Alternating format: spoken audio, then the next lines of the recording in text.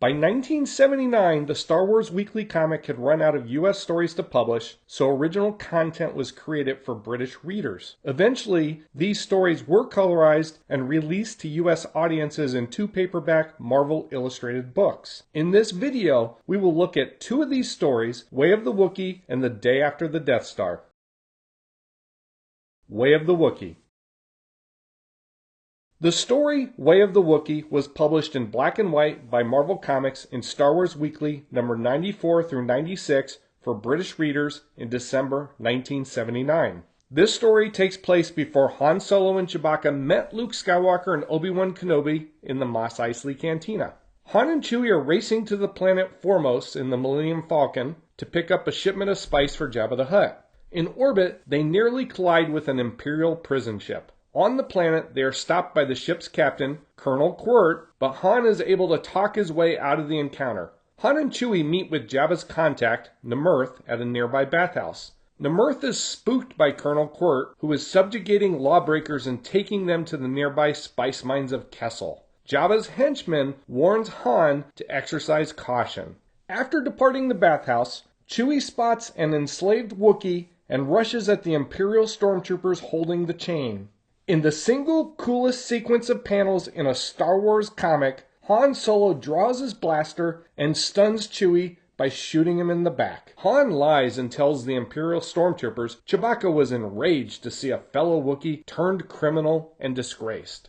Back at the Falcon, Chewbacca explains to Han that the other Wookiee is named Hronk and they are from feuding families. Before the feud could be settled, the fight between the two was broken up by an Imperial squad and Chewie fled Kashyyyk. It is interesting to note that the stormtroopers that broke up the fight are riding an Imperial troop transport, a vehicle designed for the Kenner 3 3/4-inch Star Wars action figure line. Han is confused on why Chewbacca wants to finish the feud since Hronk is now an Imperial prisoner on his way to Kessel.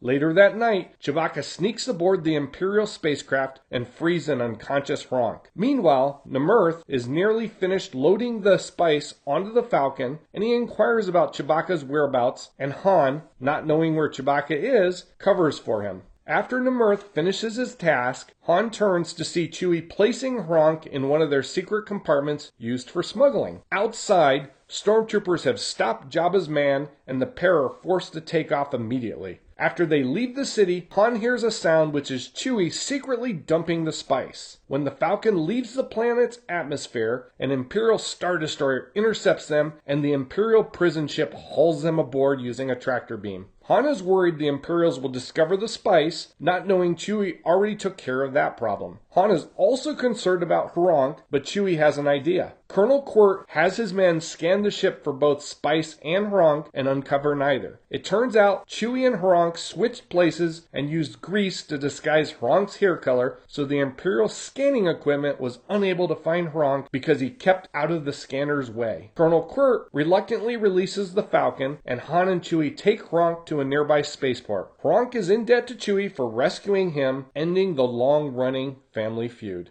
In the original movie, when Greedo confronts Han Solo in the Mos Eisley Cantina, it is revealed Han dumped a shipment of spice meant for Jabba to avoid being caught by the Empire. This story explains the circumstances on what exactly happened. I like that it is Chewie, not Han, that dumped the spice, but Han is willing to take the heat for his best friend. Another reference to the movie is when Colonel Quirt is letting Han and Chewie go because of the bleeding hearts on the Imperial Senate.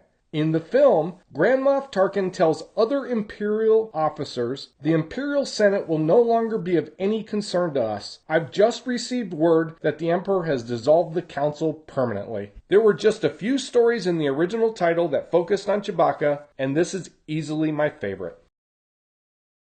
The Day After the Death Star. The story The Day After the Death Star was published in black and white by Marvel Comics in Star Wars Weekly number 97 through 99 for British readers in January 1980. In this story, Luke Skywalker learns a valuable lesson about his Imperial enemies. After the ceremony which saw Luke and Han Solo receive medals for the destruction of the Death Star, a party is thrown. During the revelry, Luke and Han hoist Leia onto a table so she can place a medal around Chewbacca's neck. The party runs into the early morning and Luke finds himself restless. He wanders down to the hangar to inspect his crippled X-Wing when C-3PO and R2-D2 show up. Luke takes the X-Wing with R2 aboard for a joyride. While daydreaming about a possible future mission, he is interrupted by a stray TIE fighter from the earlier battle. After a few tense moments, Luke is able to maneuver behind the Imperial ship, but the guns on his X-Wing are not charged, forcing Luke to ram into the other craft. This sends both ships careening into the jungles of Yavin 4. Luke's X-Wing crashes into a lake, not unlike his crash on Dagobah. Somehow, R2 is thrown from the X-Wing and lost in the jungle. As he emerges from the water and peels off his pilot uniform, Luke realizes even the comlink on his helmet is broken, and he is frustrated with his bad luck. Suddenly, a blaster shot just misses him from the jungle as he is attacked by the TIE pilot. Luke's luck continues as he realizes he left his blaster at the rebel base and he is forced to fight the pilot hand to hand. They both tumble into the lake where the fully clothed pilot is intent on drowning Luke, but Luke is able to break the pilot's air hose. As the Imperial begins to drown, Luke pulls him from the water, intent on killing him. Before Luke can deliver the final blow, the pilot's helmet slips off and Luke realizes, I never thought beyond the glory, the adventure. But this is part of it too. The enemy's not just armor or a spacecraft. They live, breathe, like you. Kill when it can be avoided, and you're no better than them at their worst. With this revelation, Luke turns to see a speeder approaching, containing his friends, who have also found R2-D2. This story is not the only time that Marvel humanized soldiers in the service of the Empire.